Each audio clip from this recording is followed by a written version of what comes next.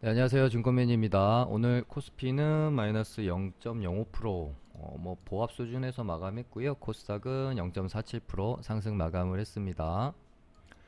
최근 시장은 예상한 대로 코스닥이 전고점인 930포인트, 여기를 돌파를 하고 계속해서 강한 흐름을 이어가고 있는 모습이고요. 코스피는 조금 그 상승 피로감이 지금 고점 구간에서 이렇게 이제 어떤 기간 조정으로 빼는 박스권 형태로 진행이 되고 있고요. 코스피가 이제 보통의 장에서 이런 자리에서 좀 많이 오른 상태에서 고가권에서 횡보하다가 상승세가 조금 꺾이는 모습이 이렇게 나오면 사실은 이렇게 좀 조정이 나오는 게 우리가 지금까지 수없이 시장에서 매매를 하면서 겪어왔던 어떤 상식적인 좀 모습이랄까요? 그렇게 본다면 지금은 어떤 이제 개인이 시장을 이끌어가는 장이다 보니까 이런 자리에서도 꺾이지 않는 상당히 강한 모습.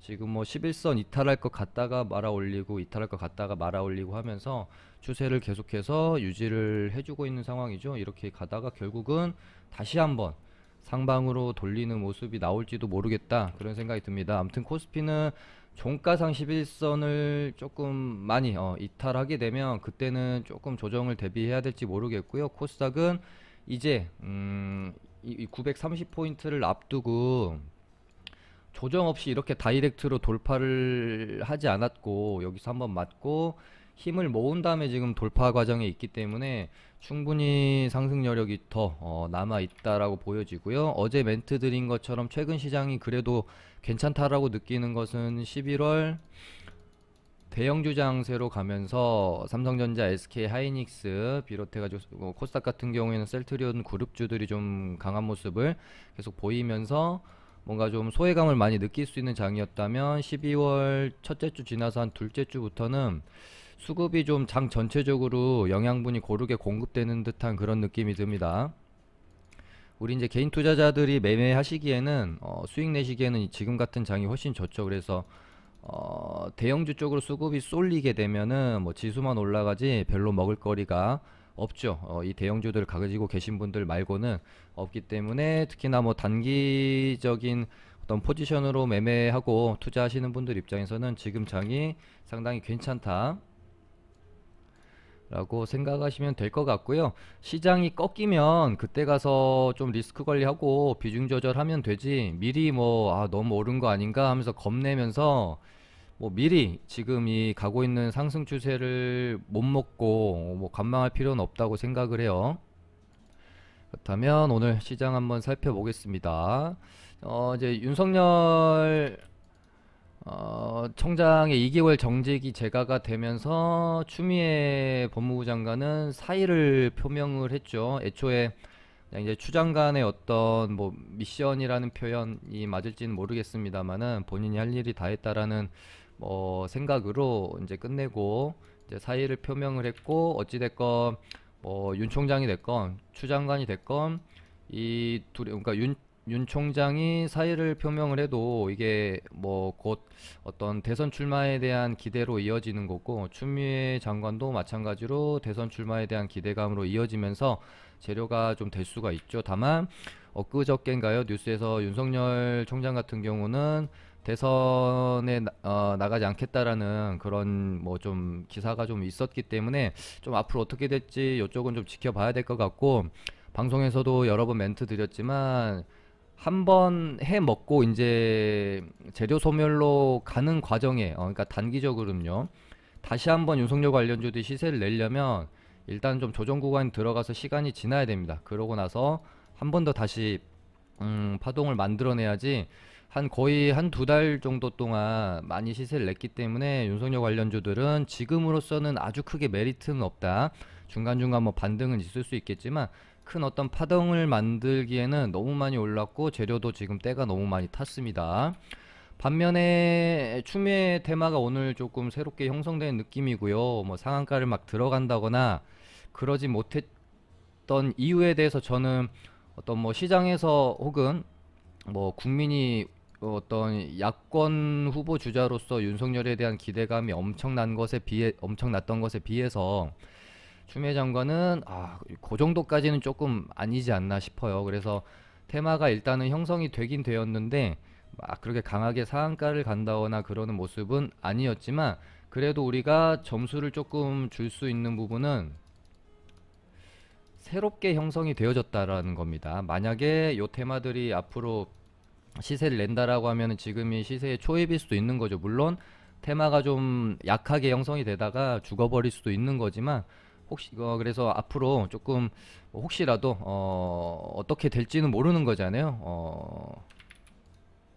지금 뭐 여권 주자 쪽에서도 뭐 이재명, 이낙연 관련주들이 너무 또 요쪽 또 때가 많이 탄 느낌도 있기 때문에, 일단은 뭐 다른 건 모르겠지만 새로운 느낌 하나는 점수를 좀 줘도 될 것 같다. 그래서 추이를 좀 지켜보실 필요는 있을 것 같습니다. 거기에 이어서 뭐 이제 윤석열 관련주들이 이제 조금 힘을 엄청 강했던 거에 비하면 이제는 조금씩 힘을 잃어가는 과정이기 때문에, 어쨌든 정치 테마주들 안에서도 수급은 이동을 하면서 뭐 순환매가 돌 수 있습니다. 그런 차원에서 지금 뭐 이재명 도지사가 여론조사 지지율 뭐 1을 냈다는 소식이 나오면서 지금 며칠 전부터 또 원래 대장을 하던 에이텍 형제들이 아니라 동신건설이랑 프림스란 종목이 지금 대장 역할을 하면서 시세를 좀 내고 있는 상황이죠. 그 다음에 뭐 이제 사마페인트가 에폭시를 뭐 이제 국산화해서 생산하겠다라는 뉴스가 나오면서요, 요렇게 페인트 형제들 잠깐 뭐 시세는 좋지만 뭔가 시장을 주도할 만한 그런 테마로 보기에는 조금 힘들어서, 저도 매매는 조금 더 지켜보는 게 좋지 않을까 그렇게 생각하고 있는 재료고요. 오늘 오전장에 가장 핫했던 뉴스는 아마도 뭐 이 부분이 아니었을까 싶어요. 예를 들어서 대웅이랑 대웅제약이 최근에 치료제로 이렇게 급등을 하고 있는 상황이 아니었다면 오늘 메디톡스와의 이 주가의 관계는 조금 달라졌을 수도 있다라고 저는 개인적으로 생각을 해요. 근데 일단 뉴스에 대해서 먼저 말씀을 드리면, 미국에서 진행하고 있는 뭐 이제 소송에서 정말 오래 소송을 했죠. 보톡스 분쟁에서 일단은 메디톡스가 승리를 가져갔습니다. 다만 원래는 예비 판결에서 대웅이 10년 동안 수출을 못하는 걸로 나왔었다가 오늘 21개월로 완전히 줄어버렸기 때문에, 오히려 대웅 쪽에는 호재로 볼 수 있을 만큼, 그러니까 승리는 메디톡스가 하면서 오전장에 갭 띄우고 시세가 나왔지만 얘는 음봉으로 죽어버리고요. 반대로 최근에 워낙 대웅이랑 대웅제약이 핫한 상황이었기 때문에 우려감이 불식이 되면서 반대로 호재로 작용을 해버리는 그런 듯한 그런 어떤 주가에 반영이 되는 모습도 있었고요. 또 그 좀 안으로 살펴 들어가 보면 나보타가 지금 매출에서 차지하는 비중이 뭐 그렇게 크지 않습니다. 2% 정도 된다라고 하니까, 사실상 어떤 심리적인 수급 논리에 의해서 이 보톡스 분쟁 가지고 예전에 뭐 급등하고 급락을 했던 것은 있지만, 사실상 대웅이 차지하고 있는 매출 비중은 그렇게 크지는 않다. 그리고 2022년에는 중국의 나보타를 시판을 하겠다라는 목표도 좀 가지고 있고요. 근데 사실 제가 생각하는 오늘의 재료, 요 보톡스 분쟁으로 대웅이랑 대웅제약이 올랐다라는 느낌보다는 저는 개인적으로 그렇게 생각을 합니다. 이미 최근에 치료제에 대한 기대감으로 상승을 하고 있던 과정 안에서 시간에서 뭐 이제 포토스 분쟁에서 패배하면서 잠깐 조정이 있었다면, 오늘 그러니까 코로나 치료제 임상 시험 계획 변경 승인 공시가 좀 나왔습니다. 그게 이제 안을 좀 살펴보니까 원래는 90명으로 임상 이상을 진행을 하고 있었는데, 이 부분을 1000명 대상으로 바꾸고요.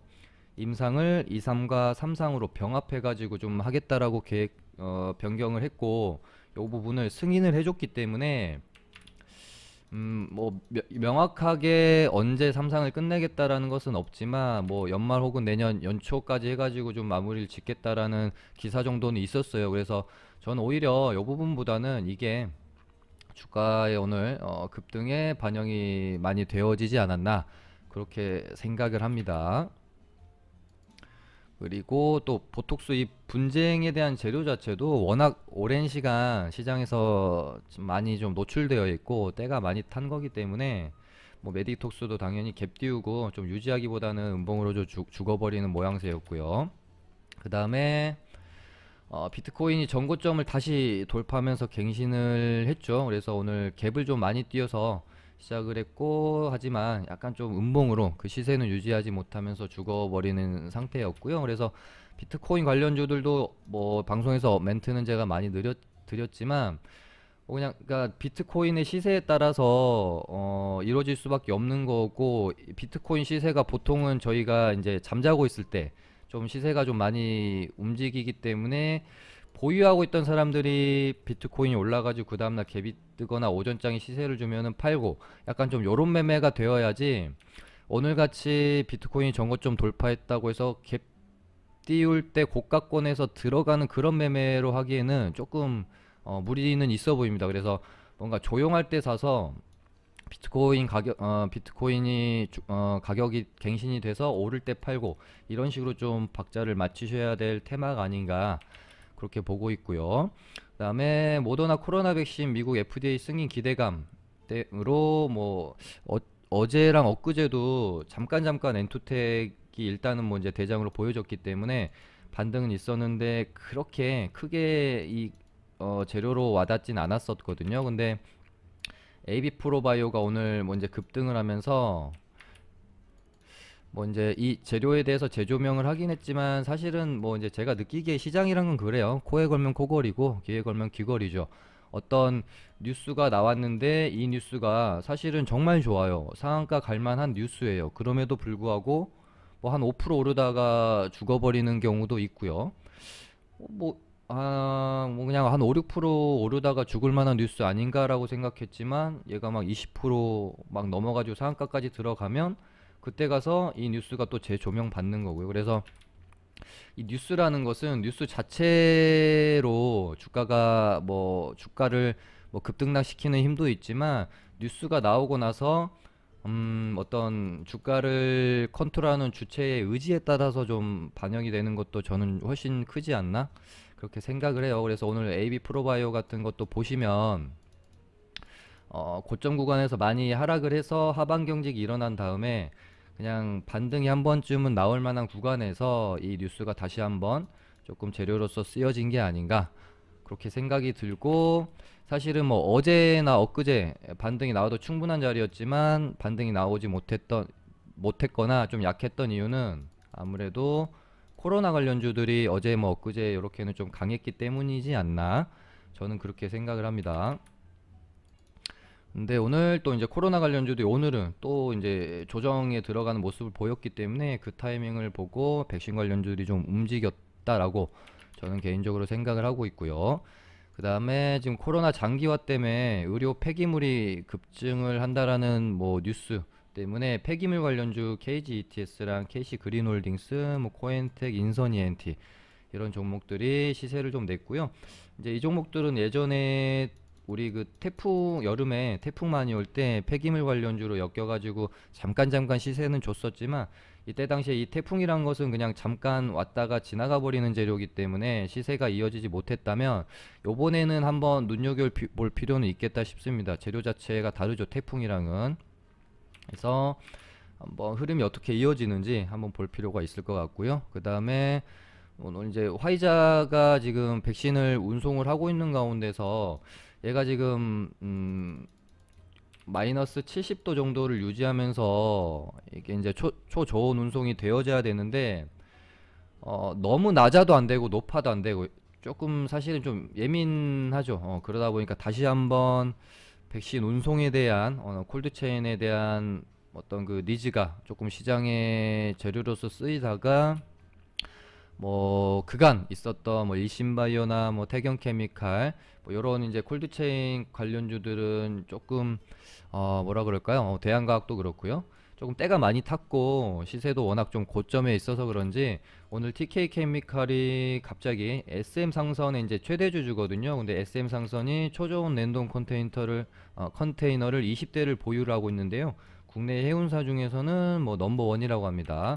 그래서 요 뉴스가 좀 부각이 되면서 TK 케미칼이 오늘 요 재료를 가지고 급등이 좀 있었던, 요렇게 오늘 조금 시장의 분위기는 마무리가 좀 되어졌고요. 그러면 테마 뭐 차트 한번 보면서 살펴보도록 하겠습니다. 일단 추미애 테마주로 오늘 뭐 이제 대장 역할을 했던 재룡산업인데요. 뭐 상한가 근처까지 좀 갔다가 아쉽게 마감은 하지 못하고 윗거리가 좀 많이 달린 상황인데요. 아까도 말씀드린 것처럼 사실 그 인물 자체로서는 좀 많이 약하다. 하지만 거의 정말 새롭게 형성되는 테마이기 때문에 조금 더 흐름을 지켜볼 필요는 있겠다. 그래서 조금 아쉬운 거는 차라리 상을 못 들어갈 거면 상을 찍지 말고 그냥 뭐 한 20%대, 20 몇 프로대로 장대 양봉으로 형성을 해주면서 뭐 추세를 이어간다든지 그런 게 차라리 나은데, 상한가를 찍었다가 내려왔다라는 게 조금 애매하긴 하다. 그리고 지금 뭐 이제 윤석열 테마주들이 좀 죽고 나서 정치 테마주에서는 지금 이재명이랑 오늘 형성된 추미애 관련주 정도를 보시면 될 것 같은데, 지금 이재명 관련주도 뭐 동신건설이 시세를 내고 있기는 하나, 지금 거래대금 보시면 오늘이 뭐 900억 정도 실린 거지만 전에 보면은 뭐 300억 뭐 400억 정도 수준이거든요. 뭐 시간에서는 되게 좀 많이 오르고 있네요. 4% 정도 오르고 있고,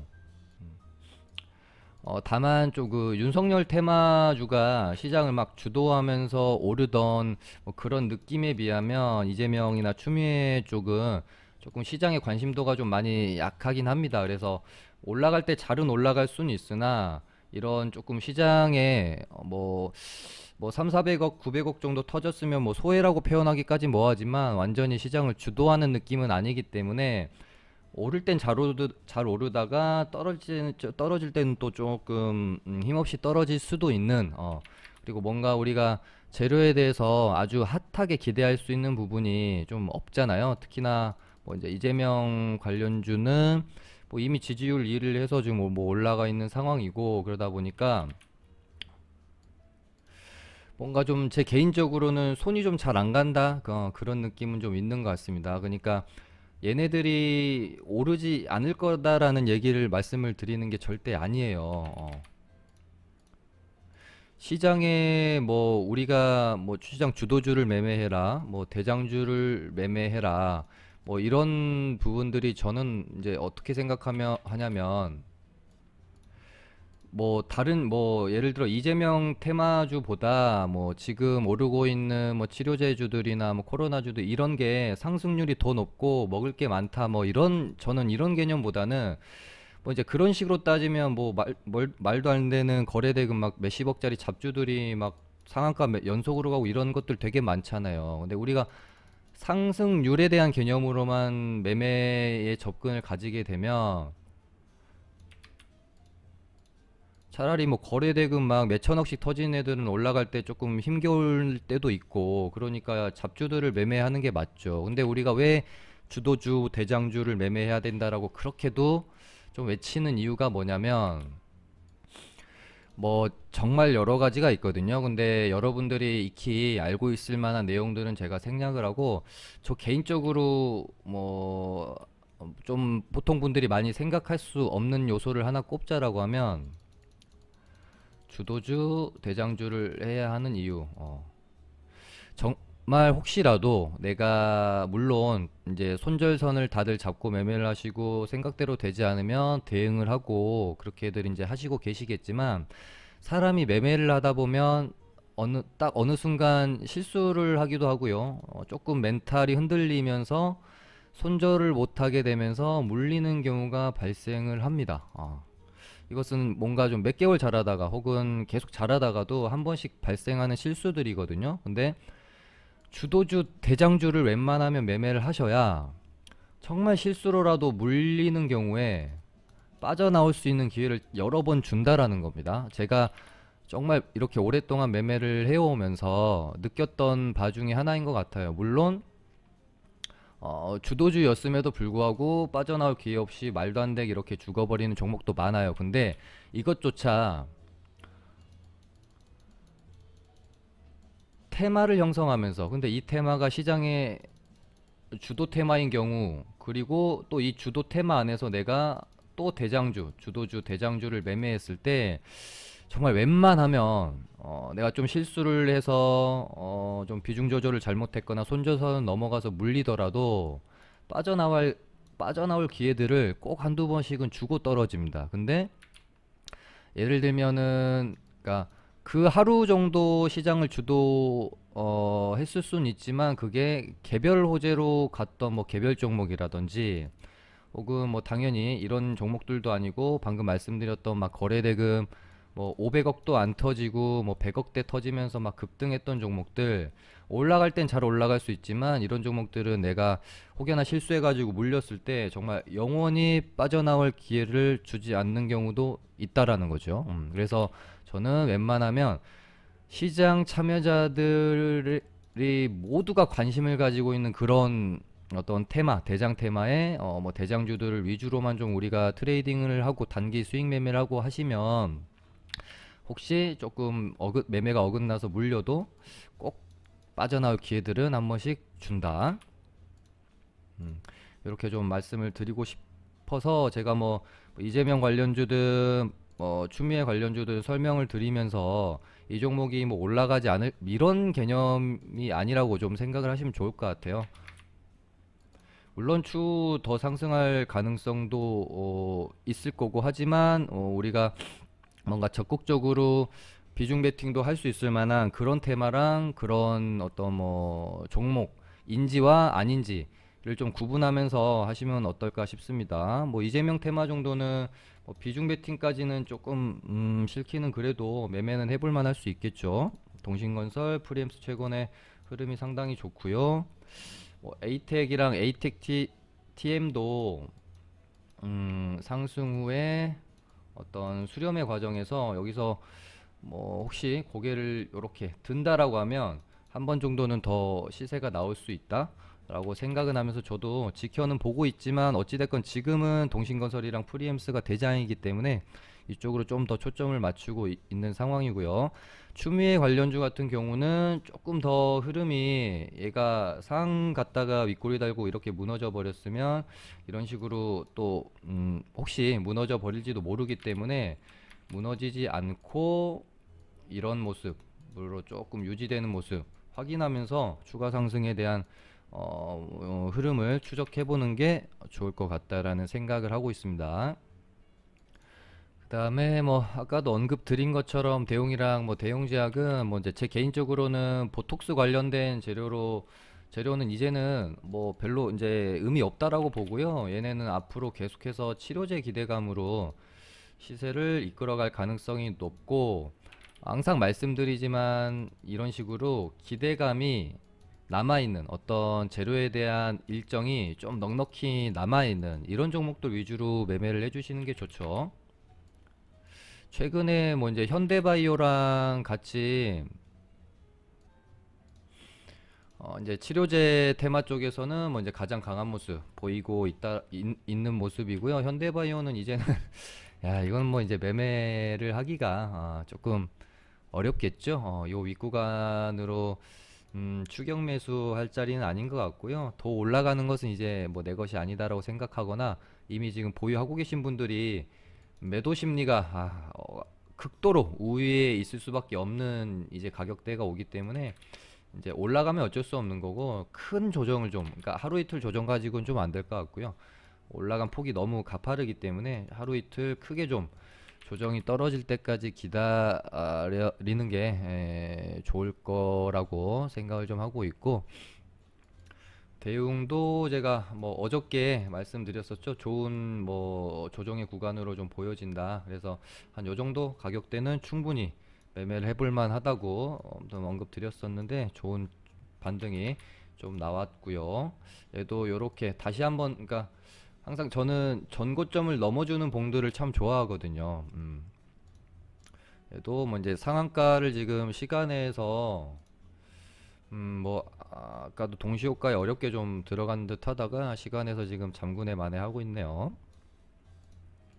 그리고 뭐 최근에 말씀드리고 있는 어떤 시장에서의 나타나고 있는 트렌드인 부분도 상한가 가고 그 다음날 갭이 막 예전처럼 10%막 15%씩 이렇게 잘 안 뜹니다. 끼케야 막 5%뭐 이런 식으로 뜨기 때문에 혹시 뭐 이제 상한가 따라잡기 즐겨 하시는 분들은 아주 무리해서 할 필요 없을 것 같아요. 요즘 같은 경우에는 뭐 상한가 따라잡기라는 게 정말 하이리스크한 매매법인데 하이 리턴이 돼야 되는데 요즘은 정말 미들 리턴 정도 돼버리니까 별로 그렇게 적극적으로 할 필요는 없을 것 같다. 그냥 하루에 가장 강한 한 종목 정도 이렇게 좀 하시는 게 어떨까 싶고요. 대응은 뭐 적극적으로 매매를 해도 괜찮을 만한 종목으로 보고 있고요. 현대바이오는 조금 큰 조정 기다리시는 게 좋을 것 같고, 종근당 바이오도 슬슬 한번 매매 타이밍을 잡아볼 때가 좀 오지 않았나 그런 생각이 드네요. 그리고 뭐 셀트리온 헬스케어랑 셀트리온 제약도 코스닥 지수가 무너지지 않는 이상, 그러니까 반대로 말하면은 얘네들이 무너지면 코스닥 지수도 무너질 확률이 크겠지만, 그러니까 뭐 이게 뭐 닭이 먼저냐 달걀이 먼저일 수도 있는데 지수가 여기서 무너지지 않는 이상 저는 얘네들 뭐 기대감이 충분히 남아 있고, 음, 다시 한번 흐름 나오는 것도 충분히 가능하다라고 생각을 하고 있습니다. 아무튼 지금으로서는 물론 국내 지금 치료제 테마 애들이 뭐 현대바이오나 뭐 이제 대용도 이미 많이 오르긴 했지만 매매하는데 별로 그렇게 부담이 없는 상황이라고 저는 생각을 해요. 왜냐면은 어찌됐건 뭐 지금 연말 혹은 뭐 연초 내년 초까지 해가지고 개발에 대한 어떤 기대감이 극으로 달할 거기 때문에 어 시장에서 치료제 종목들에 갖는 기대감은 조금 더 그 피크를 찍으려면은 그 상승할 수 있는 룸이 좀 더 남아 있지 않나 그렇게 좀 보고 있습니다. 그리고 뭐 AB 프로바이오도 오늘 반등이 시원하게 좀 나왔고요. 지금 시간에서도 더 좀 한 3%가량 오르고 있는데 한 전고점까지 다시 어떤 가려는 모양새일지 두고 봐야 될 것 같고요. 아무튼 이런 어떤 그 정말 시장을 주도했던 종목들 한번 찾아보시면 이렇게 상승했다가 뭐 말도 안 되게 이렇게 죽는 경우가 잘 없다라는 거죠. 예를 들면은 뭐 신풍제약도 그렇고요. 신풍제약도 요때 뭐 거의 주식 끝나는 줄 알았지만 결국은 쌍봉을 만들었고 쌍봉 만들고서도 더 상승이 나왔던 이런 정말 괴물 같은 모습을 보여줬고, 근데 예를 들어 이 신풍제약이라는 종목이 시장의 주도주가 아니었고 그냥 막 거래도 터지지 않는데 막 재료 하나 가지고 막 이렇게 올렸던 그런 애들이었으면 여기서 그냥 끝나버리는 거거든요 사실은. 근데 주도주였기 때문에 주도주였고 대장주였고 기대감이 남아있기 때문에 다시 한번 이렇게 올라준다라고 저는 생각을 해요. 우리가 지금 최근에 뭐 이제 코로나장 이후로 흔히 그냥 딱 말하면은 누구나 알고 있는 그런 종목들 한번 대보시면 급등 후에 말도 안 되게 이렇게 죽는 경우가 없다라는 겁니다. 이렇게 초급등을 해놓고도요. 얘도 죽었다가 뭐 전고점까지 한번 뚫고 떨어졌고, 뭐 진단키트 쪽에서는 휴마시스도 여기서 요렇게 급등을 해놓고, 그러니까 얘가 만약에 시장에서 주도 테마 역할을 하고 있었던 진단키트 재료로 올린 게 아니라 뭐 그냥 개별 재료로 뭐 그냥 세력 들어와가지고 말도 안 되게 급등시켰었던 거면 이렇게 죽어버릴 가능성이 있는 거거든요. 근데 전고점 한번 더 돌파, 그 다음에 또 돌파, 이러면서 혹시라도 뭐 이런 구간에서 내가 매매 좀 실수해가지고 물렸을 경우에 이런 식으로 시장에 관심이 많은 종목들을 매매를 하시게 되면 빠져나올 기회를 준다라는 거예요. 아무튼 AB 프로바이오도 뭐 거의 뭐 이제 백신주들 가운데서 거의 뭐 정말 최고의 대장 역할을 했기 때문에 이런 애들이 뭐 1차적으로 일단 고점이 만들어지고 말도 안 되게 이렇게 죽는 경우는 잘 없습니다. 특히나 요즘 같이 뭐 이제 장도 괜찮고 뭐 공매도도 없고 이런 장에서는 더더욱 그렇겠죠. 그래서 얘도 쌍봉을 한번 만들러 종고점은 한번 찍으러 갈지, 이 부분에 대해서 지켜봐야 될 필요 있겠죠. 그 다음에 뭐 백신주들 봤으니까 당연히 지금 코로나 관련주들 한번 봐야 되겠죠. 얘네는 그 비트코인이랑 좀 약간 뭐 비슷한 느낌이라고 해야 될까요? 그 뭐 이제 확진자가 사상 최고치를 좀 갈아치우면 그날 조금 올랐다가 또 그 다음날 살짝 줄으면은 조정으로 들어가고 이런 식으로 좀 그 수치를 가지고 시세가 뭐 급등락이 좀 반복되고 있는 상황이고요. 뭐 오늘 뭐 이제 음압 관련주들도 좀 약했고요. 일단 뭐 오택이 대장인데 오늘 조금 크게 좀 음봉이 나왔는데 어찌됐건 아직은 괜찮다. 한 번 정도, 몇 번 정도 더 흐름이 이어질 수 있는 가능성은 충분히 있다라고 느끼는 게 보시면 상한가 1일차의 저점을 안 깨고 딱 끝났어요. 또 기가 막히게 5일선 이렇게 또 올라올 거기 때문에 만약에 또 내일 뭐 확진자가 또 늘어가지고 아까 뉴스 보니까 3단계에 대해서는 아직 그렇게 당장 올릴 것 같은 그런 정부의 태도는 아니어서 그런 부분들이 오늘 이제 코로나 관련주들의 조정의 빌미가 됐다라고 좀 보여지는데 어찌됐건 아직까지 차트는 무너지지 않고 전부 다 좀 유지는 하고 있다.